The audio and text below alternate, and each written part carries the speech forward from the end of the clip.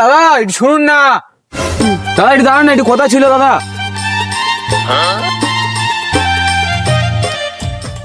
দাদা বলছিলাম যে সুধীর মাইতির বাড়িটা কোথায় বলতে পারবেন একটু?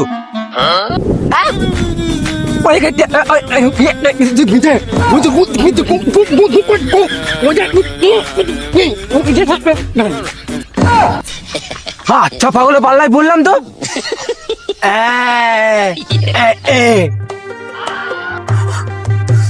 আচ্ছা দাদা বলছিলাম যে সুধীর মাইতির বাড়িটা কোথায় বলতে পারবেন?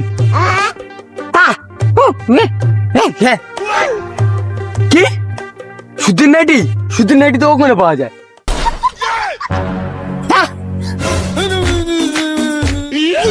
আচ্ছা জ্বালায় বললুম তো, একজন বোবা একজন কালা, কি একবার হচ্ছে?